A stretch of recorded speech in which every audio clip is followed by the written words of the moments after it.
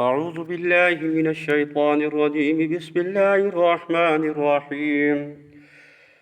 ألم تر إلى الذين يزعمون أنهم آمنوا بما أنزل إليك وما أنزل من قبلك يريدون أن يتحاكموا إلى الطاغوت وقد أمروا أن يكفروا به ويريد الشيطان أن يضلهم ضلالا بعيدا. وإذا قيل لهم تعالوا إلى ما أنزل الله وإلى الرسول رأيت المنافقين يصدون عنك صدودا.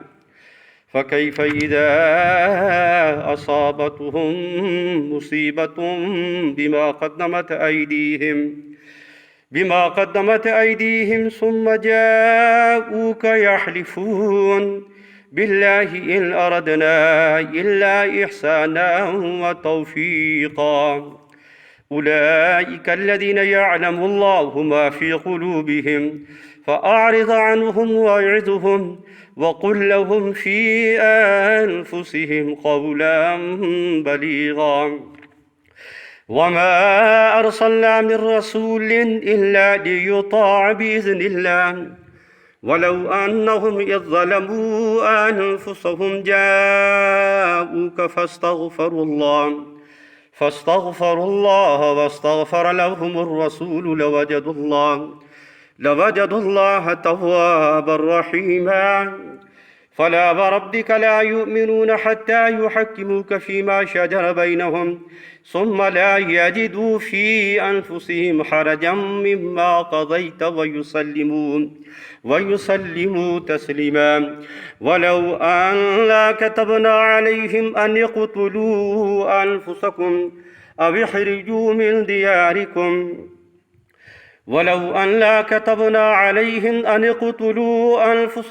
يخرجوا من دياركم ما فعلوه إلا قليل منهم ولو أنهم فعلوا ما يوعظون به لكان خيرا لهم وأشد تثبيتا وإذا لآتيناهم من لدنا أجرا عظيما ولهديناهم صراطا مستقيما.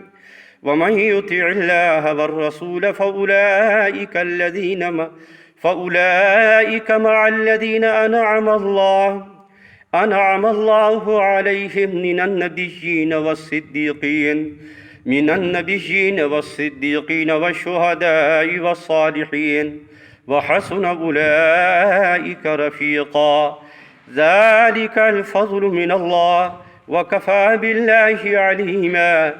يا أيها الذين آمنوا خذوا حذركم فانفروا ثبات أو انفروا جميعا وإن لم يكن لمن ليبطئن فإن أصابتكم مصيبة قال قد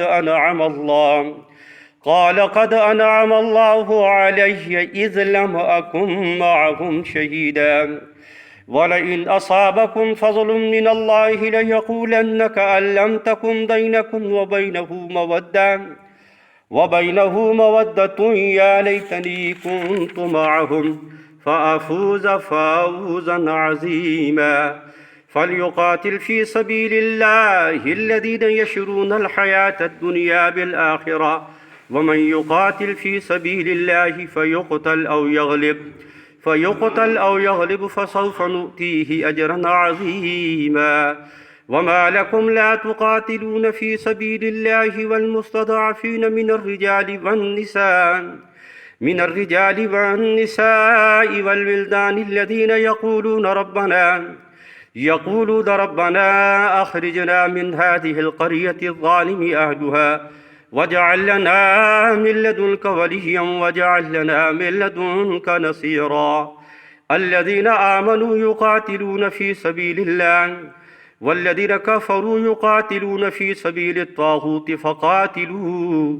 فقاتلوا أولياء الشيطان إن كيد الشيطان كان ضعيفا. آمنت بالله صدق الله العظيم. جزى الله عنا محمدا ما هو أهله. اللهم صل على محمد النبي الأمي وعلى آله وسلم تسليما